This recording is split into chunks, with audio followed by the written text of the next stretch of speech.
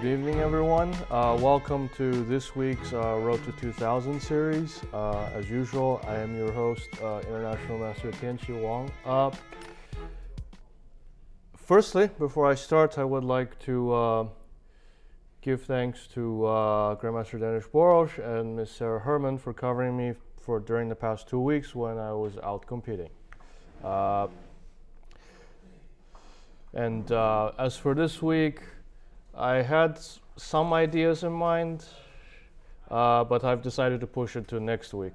And instead, what we will cover today will be somewhat of a continuation from the last time I was here, which concerned bishops. So last time I talked about how bishops on different colors. This time we're going to observe through two exhibit games from Aron Nimzowitsch that how we can take over a position progressively through the strategic exchange of bishops. And there are two games because one example covers each color. And in both games, our protagonist, Aron Nimzowitsch, plays black. So let us move on to the first game in due time. So the game starts e4, c6, d4, d5. Okay, fairly standard opening. Knight c3. Of course, one of the longest standing lines in this exact opening. There are some other cool ways to play it, but I believe that the prominence did not come to these lines until much later. Okay, so we play normally. Knight takes, and here instead of the conventional bishop f5, knight g3, bishop g6. And here we have some struggles with black. Nimzovich opted for a relatively competitive line here. He went for knight f6. The point being that this trade will 99% happen, firstly. As we can see that the reason why taking the knight on f6 is more or less the best move is because honestly all the other options suck. And I will explain them one by one. So firstly, knight g3 is not to be recommended because of h5 and c5. Immediately black starts to set the pace for the position. So you can try, but knight g3 is more or less already you're letting black getting involved in how you write your own story after this variation. Knight c5, knight c5, I believe black just goes e5. And this entire construct will collapse, and which is not something in white's best interest. And what else? This just gives up this pawn d4 for very minimal justifiable causes. And of course, this is not productive for white's position because white would like to put the pawn here, so white has a neat chain of pawns on this left side of the board. And lastly, knight g5. Again, whenever white commits these positional fouls with the knight, we play c5. And then the knight comes here.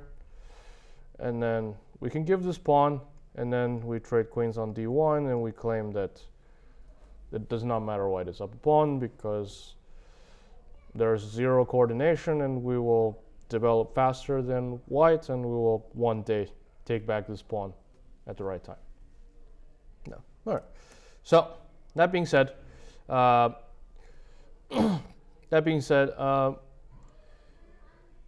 White, of course, went for the simplest move and also the best, which was to take. And here, e takes happened. G takes is also playable, although I believe e takes is, practically speaking, much simpler to understand than e takes. And now here is some very subtle details that I believe are beneficial for people to understand on their way to 2000, whichever rating it could be. Because this pawn is here, what important forward square is this pawn f6 covering?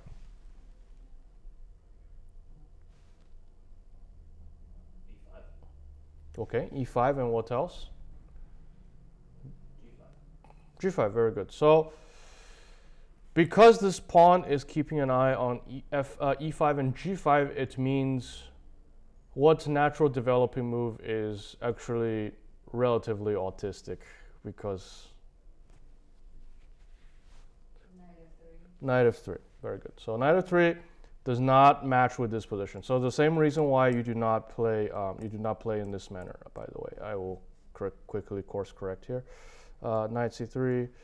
So this is a different variation, and you might have caught prominence of it because there was a game from the 50s or 60s where the only world champion to hail from our country at this exact moment, he played g takes pawn, g takes bishop.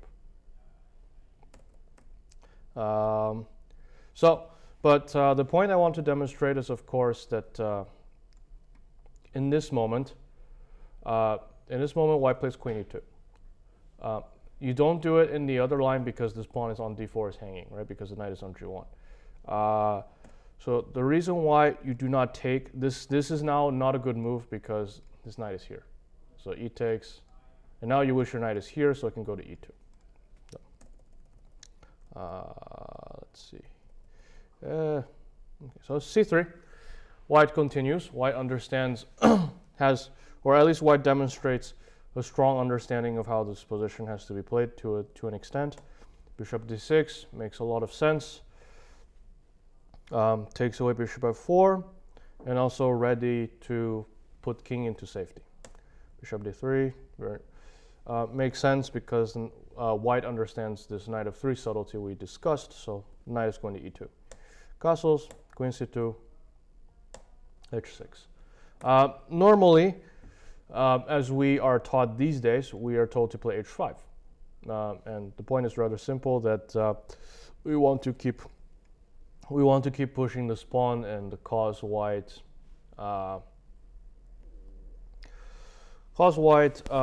some security concerns in case white decides to actually castle towards the king side. However, this is from maybe, let's say, the 20s or the 30s. So perhaps these subtleties have not been explored in depth. So anyway, so 92, queen c7 makes sense because with 92, white was again ready to play bishop f4, simplifying the position. So simplifying is a little bit complicated to understand from today's perspective, but back then I felt that it was very straightforward to understand that black wanted to keep pieces, because imagine if we removed all the pieces, white just wins the pawn endgame because you have a 4 against 3 on the queen side, and this extra pawn f6 will not really contribute to your black struggle in the endgame. And also importantly, in some ideas tying in with what I mentioned about h5, it is also important because sometimes black tries to fight for this shortcoming, this pawn shortcoming on the queen side, by threatening the safety of this king right here. Bishop b3. I really like this kind of move because you still do not show black what you're up to. Maybe you turn right, make a right turn, maybe you make a left turn. Not clear. So black also makes another. Black develops, and rather simple idea that the knight will come here to defend this king one day. So, and here white plays this. Maybe computer, if you give it to computer, it'll come up with some astronomical reason why black can, white can get away with randomly moving the queen more than necessary in the opening, but before we move on to look at this from black's perspective, what is the really telegraphed idea after queen d2? Sacrifice on h6. Okay, so you just want to take on h6 and immortalize yourself with a coffee house game. Unfortunately, you should not choose to do that against someone that wrote my system. Not advised. So black immediately busts the idea with a natural move, rook e8. So just to address this move, this queen d2 move one last time, I believe that if white were to pick from a more productive option, I think castling queenside should naturally come to mind. But queen d2. Now black plays rook e8. Already this quick bishop h6 idea does not work because I go here. I go here, and now you see firsthand the biggest consequence of white not having a bishop, this exact bishop, because all of these squares black will use to provide the king some new sense of safety, except white cannot do anything to intervene because white is missing this bishop. So white realizes that their get-rich-quick scheme did not work immediately, so they have to try something else. Knight g3. White plays knight g3 because white suddenly thought about, suddenly made up their mind to commit to castling on the king side. And thus, knight g3 is necessary to prevent black from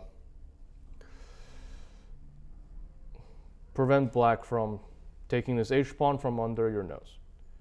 And now we get to the punchline of our topic today: strategic takeover of positions through trading bishops.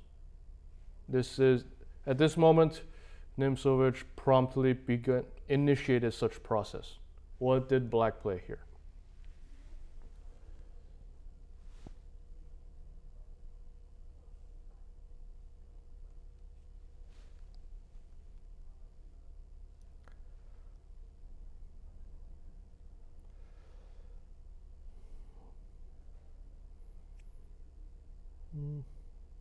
While you're thinking, on Twitch, a viewer has claimed that there's a tactic for prior line. I need some elaboration on this, such that I can help explain the the game better.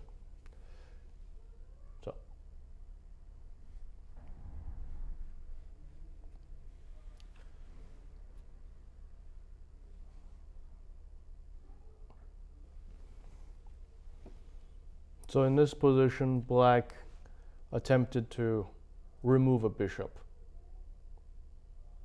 Which one did Nimzovich pick here?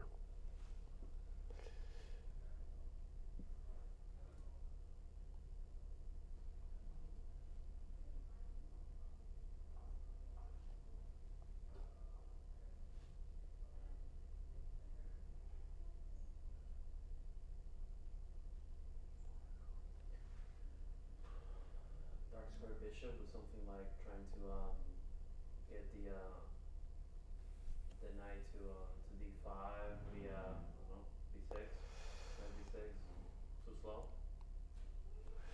Great idea, but yes, unfortunately, black was on a time schedule, and also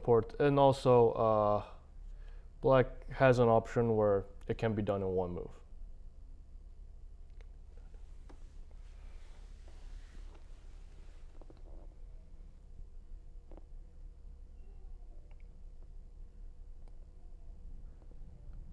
Sack the rook on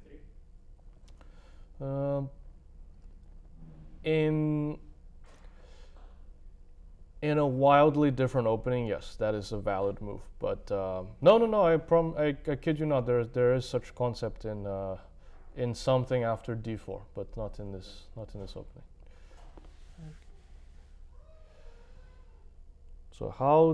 But we have made progress in the right direction. We have correctly identified that our black's target here is the bishop on e3. So how do we make sure that this bishop? How can we make sure that this bishop will be soon thanked for its acting contribution and collect their paycheck from the studio?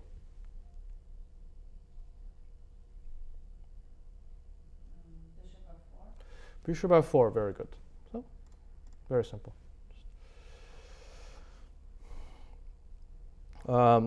We take advantage of the fact that white, for one move, has left the king in the middle.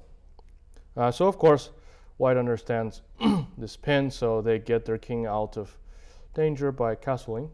And now, what do? Take the bishop. We take bishop. Very good. Takes. And now white comes up with a new set of plan for coffee house immortalization. Again, it does not work, by the way, because black is castled, and also, again, you have to really think about who you're playing against.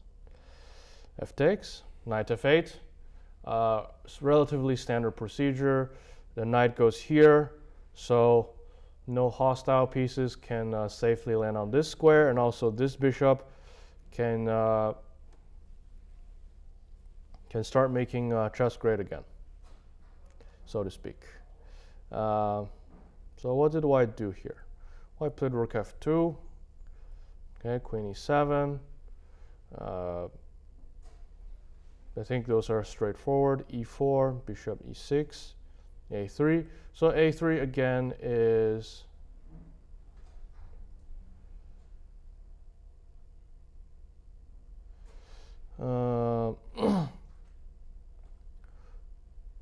again a3 again, relatively simple idea. You want to play rook f1, but you also don't want to accidentally hang a pawn on c5. So again, natural reaction from black. This 5-pawn chain is, well, it's kind of it is kind of reminiscent of gardening, right? When the grass gets too tall, it must be cold, or you get a complaint from HOA, I guess. But also, it is important for black to do so because it does not make sense for black to just sit back and watch all of white's pieces point at the king on the king side.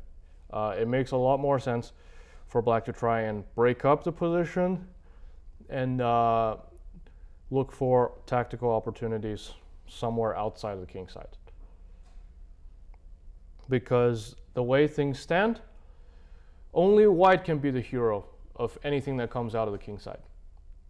And one of the important things we should keep in mind in chess is if we identify some things in which only your opponent can be the hero of, you simply try to walk away from it. So so you have a shot at being your own hero, so to speak. Rook f1. So white does all of this. Before we move on, what is white's super telegraphed idea here?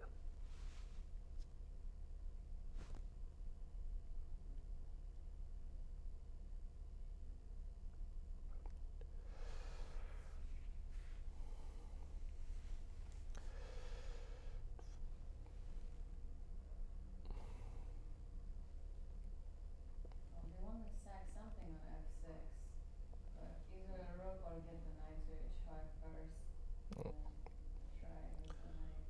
Yes, that was why it was so simple to see, right? It's so telegraphed. You want to take on f6, take on h6, knight h5, and game over. Knight f5. Knight f5 from Randy on YouTube. It's a valid idea, but compared to h5, if we put the knight on f5, we will be met with unnecessary resistance from the bishop on e6. So, however, Nimzovich was not fazed by this plan. I mean, did one thing at a time. He took this pawn. So, white took back. White took back in part because they felt that they had time to, but also, tactically, this was never going to work out anyways. And why is that? How can black find time to defend himself from an imminent checkmate on g7 here?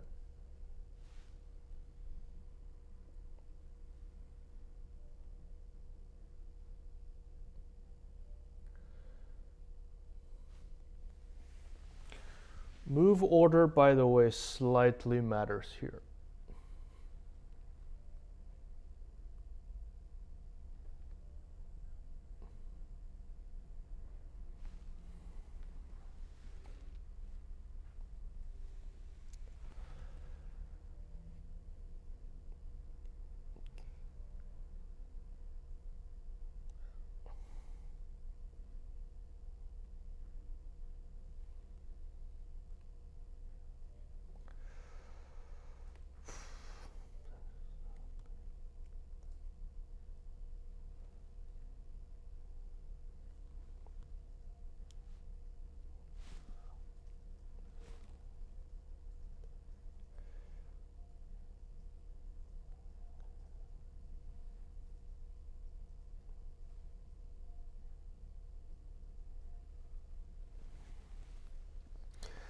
So of course, if we do this immediately, there's queen h6, knight h5, and there's this attack. However, we do not have to take this immediately. We can play here first. And the point being that after here, because this pawn doesn't exist anymore, we can just play here. Oh, and now we find white. So now we found out that white bought the hawk coin. And very good. So pawn takes happens. Knight g6.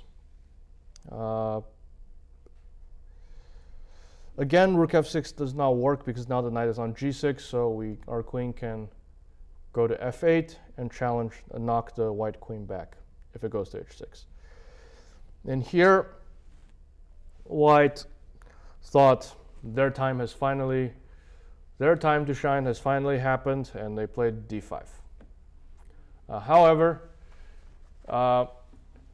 because white missed black's next move, this pawn push ceased to make as much sense as it was intended to. And now, because we know that d5 was not a good move, what kind of weakness did d5 create for white across the board?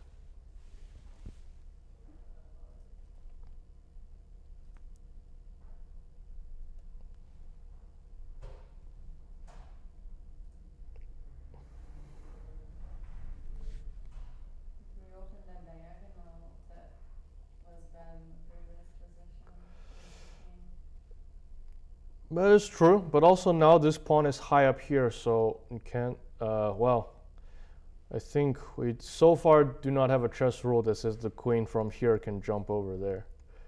But you're right, it does create some weakness similar to what you have described, but on a more holistic scale.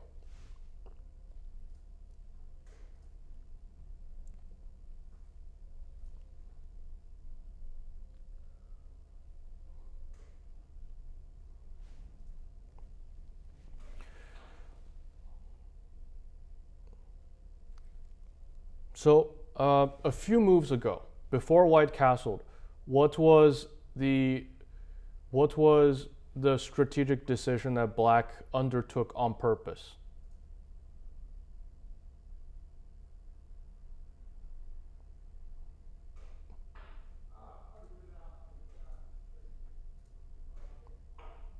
Okay, Andrew from Facebook. Very good. So d5 was an extremely not good move because before white castled, we played bishop f4 and we took on e3. We removed this bishop on e3, which means that white should already start to be very careful to manage the dark squares. And with d5, white just effectively gave up these 3 squares, and now white has continued to depreciate the value of this bishop on d3. Because now e5, because to attack the black king, at some point white will play e5, but e5 was much stronger when it was supported by a pawn d4. So now the move that white missed was that black can go here for one move. Why would black put the bishop on here? What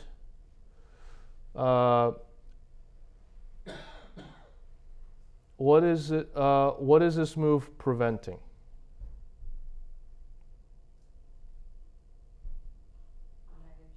Then there's no knight h5. So now a different question: if bishop on g4 is preventing knight on h5, can we not just play h3? We can play h3, and this bishop does not find many squares. So how would black respond here?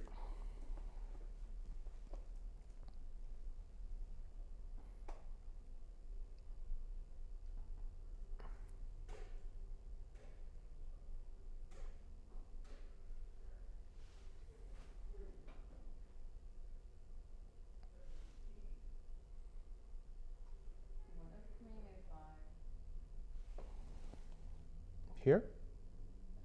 E5, attacking the knight. So if they want to take our bishop, we take their knight, then we don't have their... Very good. So queen e5. Very important, it has to be on e5 because white will not take your bishop. White, any player with the white pieces with enough sanity will do something to protect their knights. And when that happens, your bishop falls back to d7, and it's important the queen is here because it's still keeping an eye on h5. White has no attack, and the position stalls, which is not in white's favor because white has not found a solution to restore the inherent value of this bishop on d3. So let's go back. So bishop g4. So white unfortunately saw queen e5 a little bit too late, so they had to abandon the entire plan for immortal coffee house game. So they have to play rook c1, rook c8, very simple, rook f1, queen e5. So we see black, after black repeatedly busts white's plans, they're slowly taking over the board especially through these unmanned dark squares.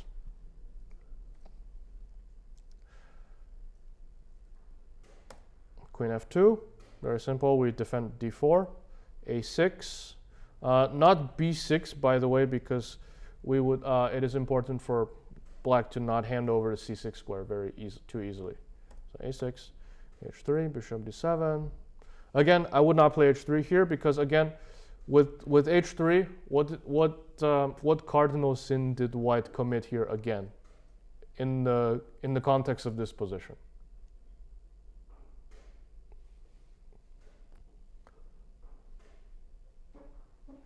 Put more pawns on light squares. So that means what part of the board is weak? Okay, so white has even less control on dark squares now. Rook d1, queen g5. So now black is ready.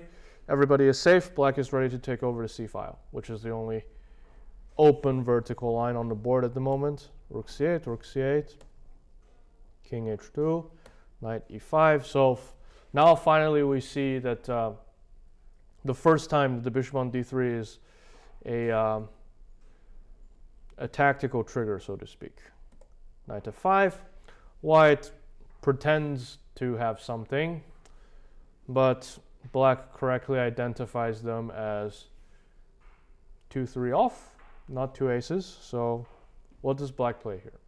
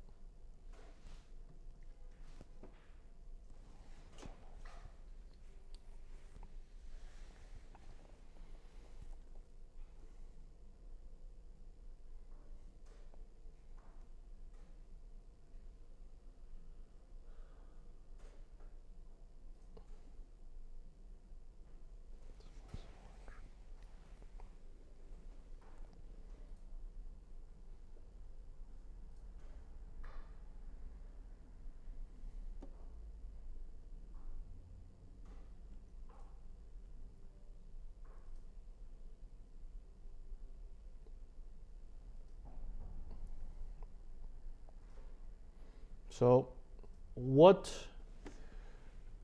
point, which exact location in white's position feels like a leaning tower of Pisa? That if you give it a little bit of a poke, it'll just collapse.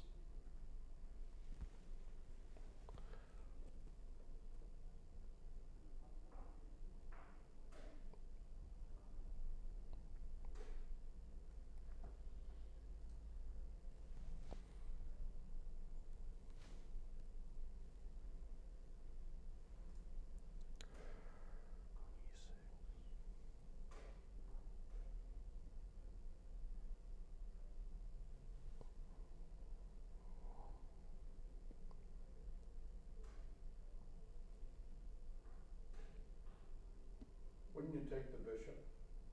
We would, right? Because this bishop is not protected by a pawn, very importantly. It is very, a piece especially like a bishop or a knight, when it's not protected by a pawn, if it immediately screams to you that it's a vulnerability in your opponent's position, right? So, but right now it has not turned into a literal one because who's protecting the bishop at the moment?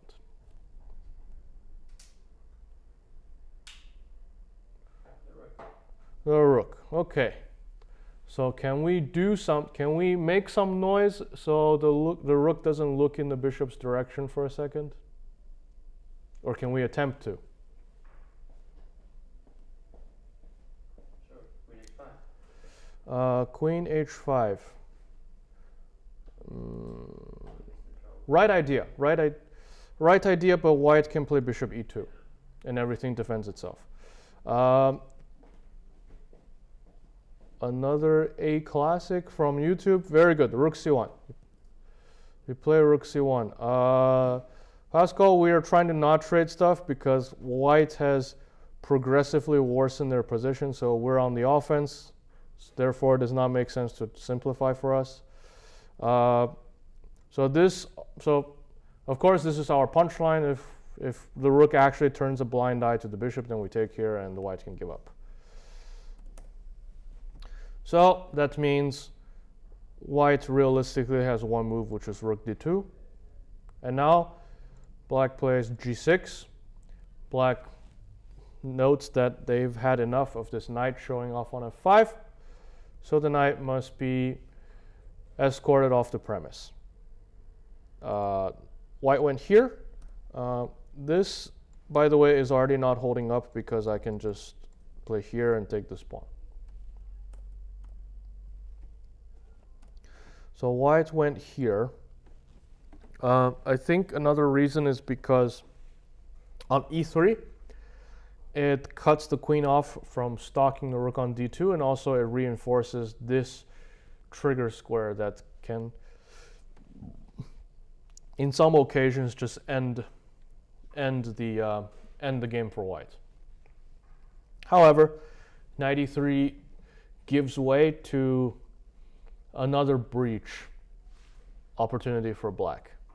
So on which square did black find the entrance into white's position at this moment?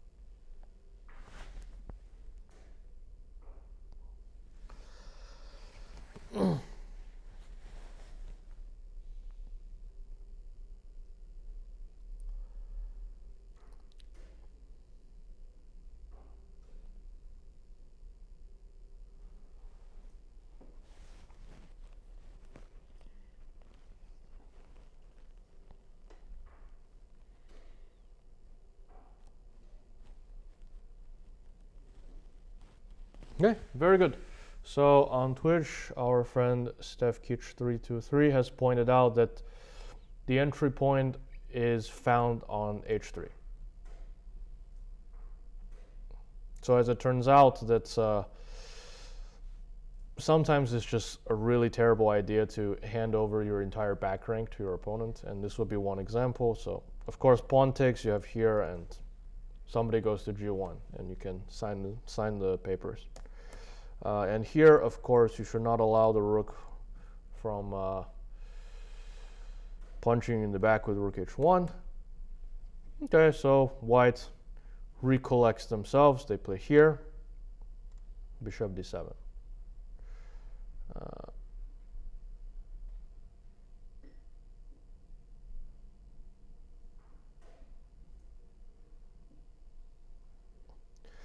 White plays king g1 here because this is a threat.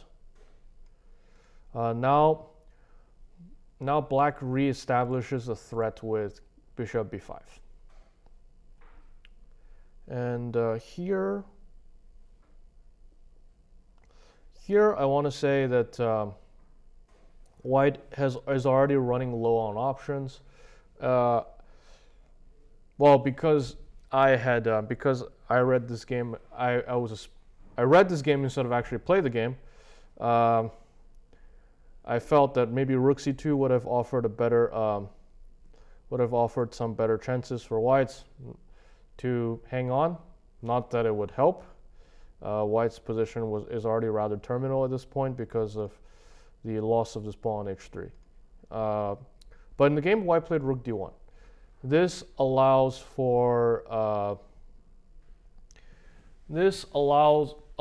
black to wrap up the game in a very systematic and clean manner. So how did black systematically dissolve white's entire defense from this point on? And to answer the question from StephKitch323, yes, the player with the black pieces indeed wrote my system, but I took it from somewhere else actually.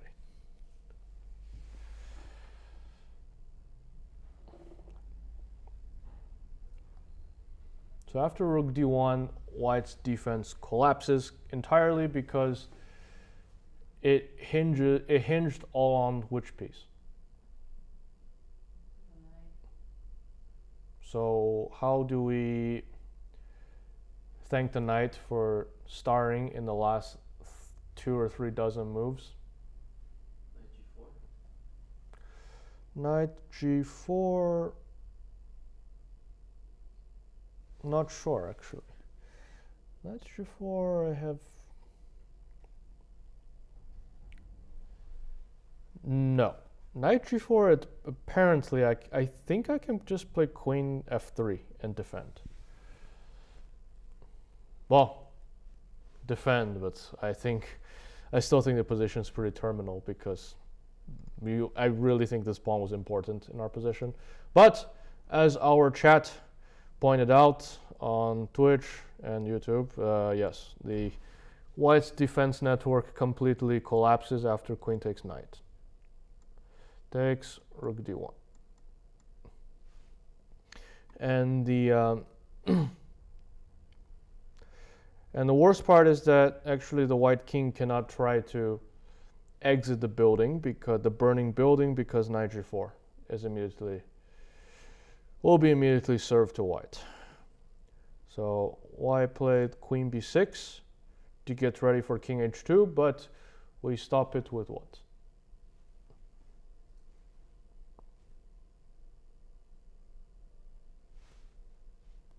White, we know white pre-move king h2.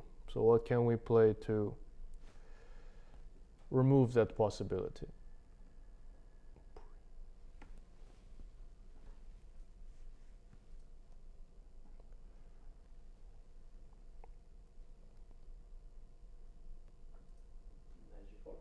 Knight g4, very good. So again, taking here became a legitimate threat. So white plays g3.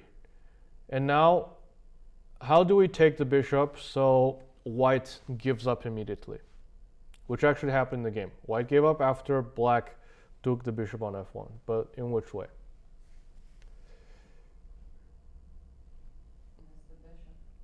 Yeah, with the bishop, because now we are going to pre-move here.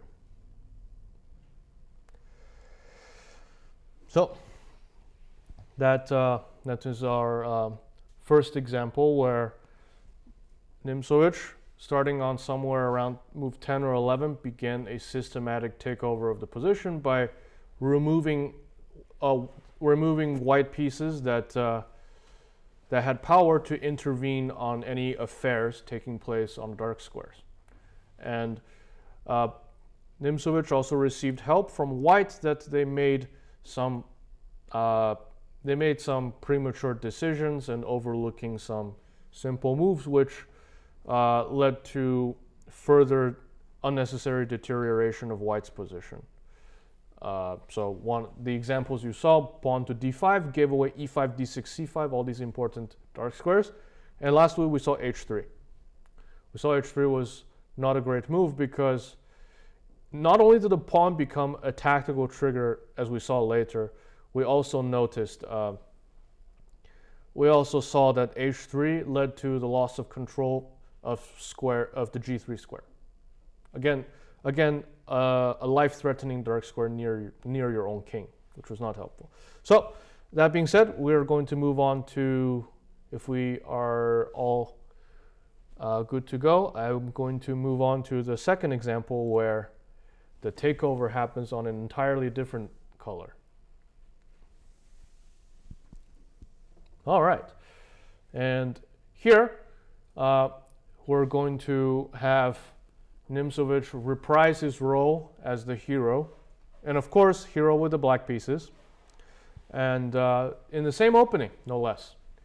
e4, c6, and here d5, knight c3. So white plays in a little bit of a modern manner. Knight c3, takes, knight f6.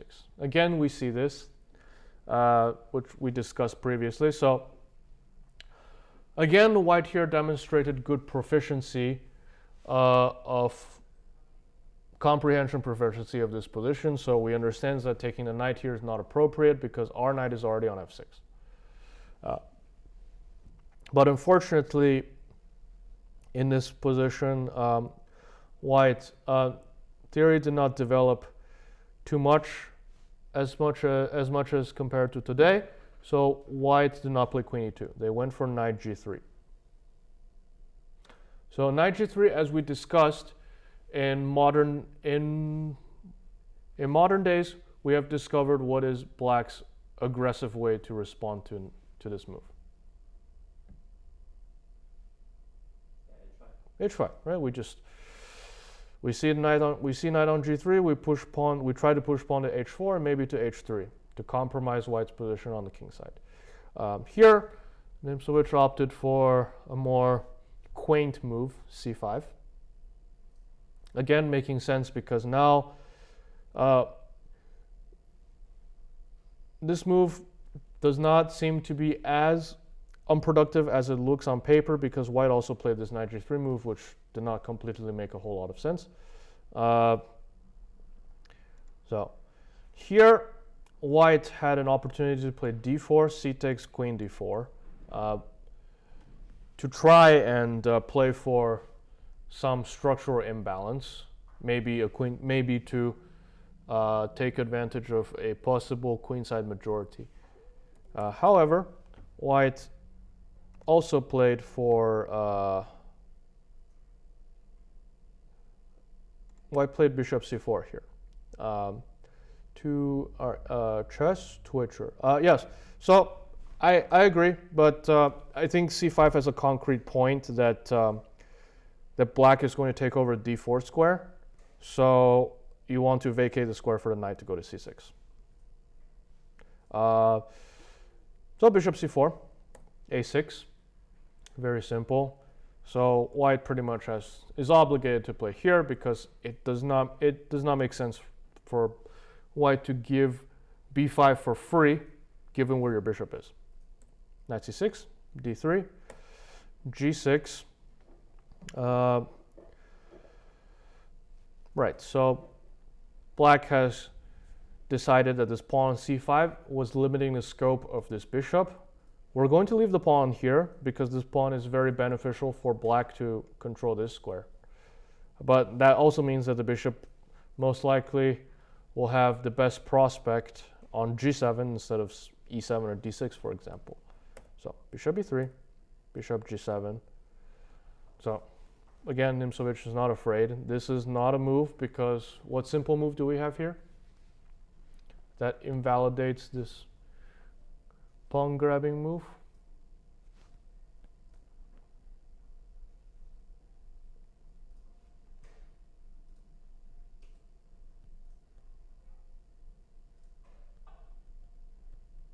Queen a5. Yeah, so queen a5.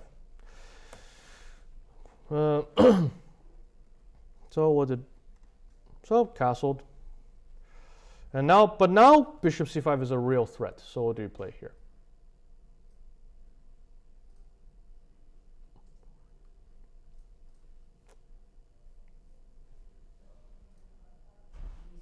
b6, simple enough. Also very important to note that this bishop, black is taking advantage of the fact that the bishop can be a force to be reckoned with here or there. c3, castles, h3. So here actually h3, I must note that is, while in the first game it was an unnecessary move that worsened white's position, but here it is very much necessary because black has this option where they can take and play knight e5 and causing some positional damage to white's position. So now bishop b7, queen e2, knight a5, bishop a2. So far everything looks right, but now again we arrive at the point where Nimzovich suddenly spotted an opportunity to do what we have seen in the first game. What did he play here that began a strategic takeover of the position.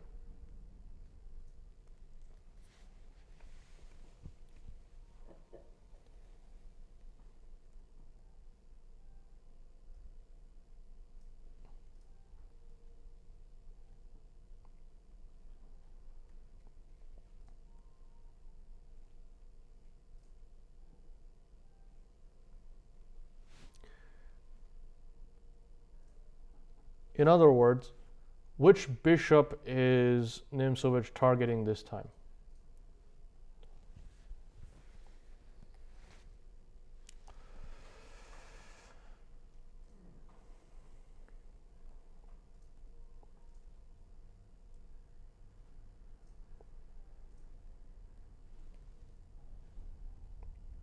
Well, if I take on f3, can I not either damage the structure or just take the pawn on d3? I think that is the least of White's concerns. White will be very happy to see you giving this bishop for this knight. Maybe you can do it later, but not here. But also, very importantly, we are targeting one of White's bishops.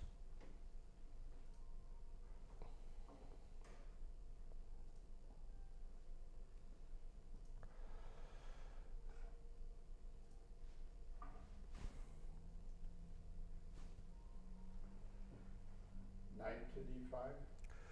Which bishop are you going after? Actually, I could be going after both because if the white bishop took the knight. True. However, if you play knight d5, then White will simply just put the bishop on d2. Then, all right. So, from Chess Twitcher, very good. So Nimzovich has spotted an opportunity to target this bishop on a2. So what is a very strong move that Black can play here that effectively coerces White to trade this bishop on a2? Bishop d5, very good. That's exactly what happened in the game. Let's see what happened here. So it does not make sense for White to put the bishop here. Firstly, already this is not only is b1 passive, but also because you, if you notice, Black already set up the pawns like this, so it does not make sense. It does not make sense for the bishop on b1 to bite granite, so to speak. So let's see what White did here. White played knight d2. Simple idea. White will regroup the knights on e4 and hopefully try to mitigate the positional consequences after this bishop on a2 is gone. So bishop a2, rook a2, simple enough. Knight d5, very good. So that's also another thing. Knight c4.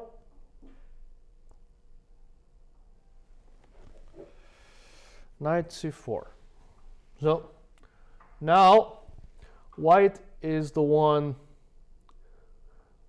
behaving like the one with bloodshot eyes. Should we try to follow their script, or should we try to throw a spanner in the works, so to speak?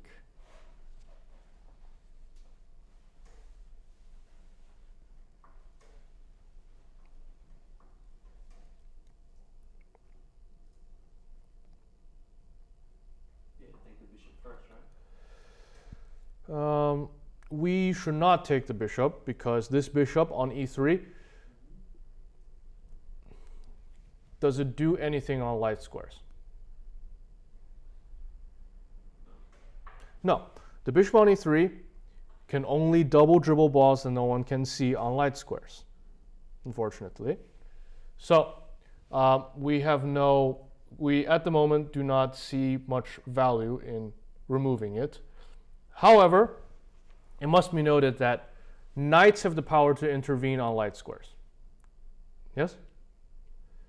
Not only your opponent's knight, but also our knights. So now we're going back to our main concern. we know, or we are aware that white is pre-moving, capturing the knight on a5. So how do we address this situation? We understand that we understand that our best available option has to come from somewhere in the CPR. So are we going to remove the knight on c4, or are we going to run with our knight? Which do you believe is in black's best interest in their overall agenda to progressively take over the board from the light squares?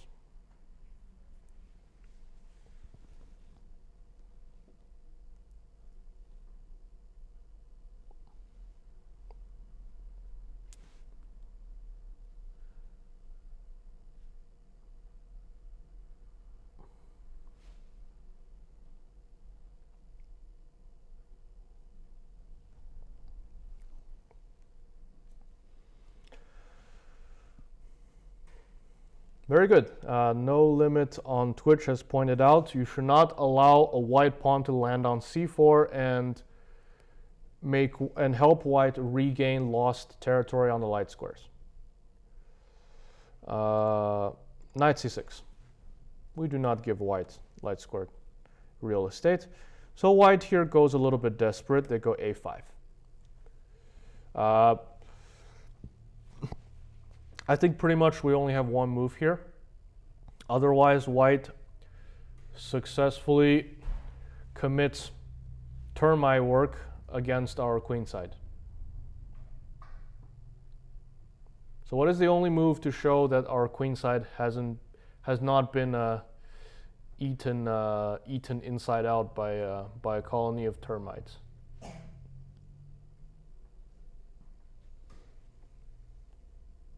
b5, right? White plays knight b6, takes, takes, takes. So relatively all forced here. It may seem that we have won the skirmish for now, but white was tactically prepared because they just went knight e4. And now it became clear that c5 is no longer a tenable position, so we simply fall back with queen c7. White regains the lost pawn, but is unfortunately not able to stop black from beginning pawn pushes on the queen side with the goal of taking over the position from the light squares. So d4, rook fb8, f4. White realizes that suddenly maybe they're not best equipped to contest black on the queen side, so white plays f4 in response to all of these pieces on the queen side. Black plays e6, rook a1. Here in the annotations from my source, some grievances were written in the annotations claiming that white do not have the luxury to play this move to reconnect the rooks. In fact, they championed for the immediate aggressive move here, f5, with the idea to play bishop f4. Maybe the line will continue like this.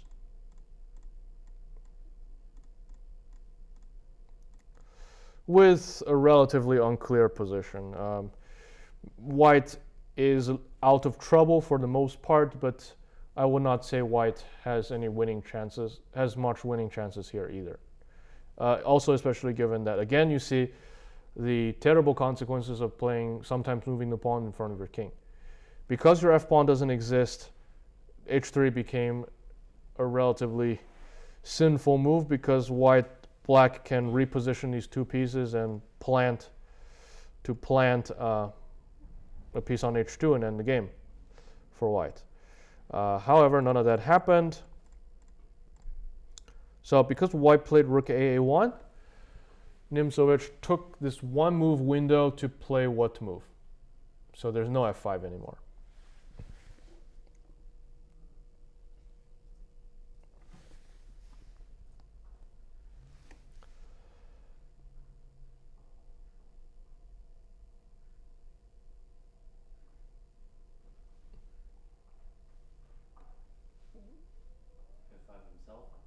f5 himself hangs this pawn, right? No, we play knight e7. Play knight e7 because also this knight is probably a lot more happier on d5 or f5. So let's quickly go through the rest of it. g4, knight d5, rook f3, wants to play f5 but needs to stop queen g3. To rook f3, queen a4, bishop d2, queen c6, very good move. Black was ready to play b4, but there was knight a6. So we need to prevent that. Queen c6, knight e4, b4, f5. Okay, but f5 I think already came in way too late because black takes, a3 takes, f6. Okay, white goes for all these sharp variations, and now after rook e8, queen d3. How did black quickly wrap up the game here?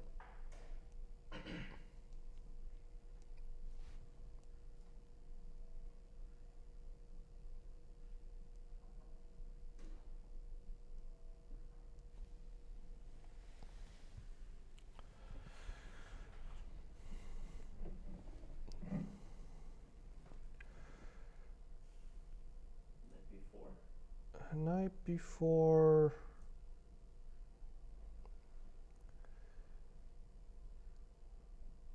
I wonder if there's d5 here.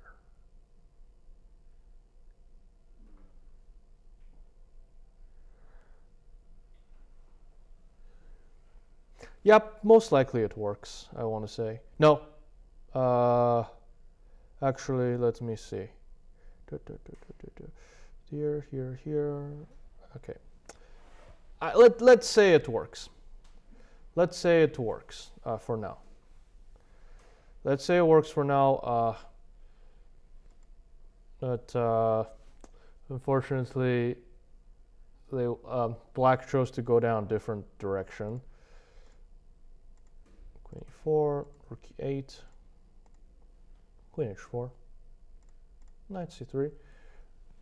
These are relatively simple moves here. So this is hanging, so the rook has to actually move because protecting it does not change anything. We'll just take it. I think white can give up already. So here, and after queen after queen d5, white finally gave up because queen d5 took away this check, which means black has been given green light to play rook e2 and put something on g2. So that was the second game. In the second game, we noticed that Nimzovich saw an opportunity to take over the light squares, and white's position quickly deteriorated because white felt that they needed to launch an ill-prepared opposite side attacking scheme, which, as you notice here, did not completely work out.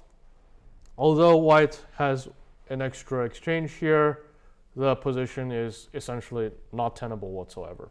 And that concludes our Road to 2000 show for tonight. I hope that through the exhibits I have shown tonight, you have gained a understanding of how to progressively take over a position by trading pieces in a strategic manner. So this concept, I believe, does not only apply to bishops, but also it would apply to knights, for example, because knights are non-linear pieces, which means that if they're removed, you can sometimes do very reckless things with your king, so to speak. But more on that. That will be all for tonight. I thank everyone for staying with me until the end. If you're sticking around, I highly encourage everyone to stay tuned for the next show, Grandmaster's Choice. Yeah, I don't know. I haven't. Grandmaster's Choice with, I believe it is Women's Grandmaster Katerina Nemtsova. And this has been our National Master Tianqi Wang, and I will see you next week.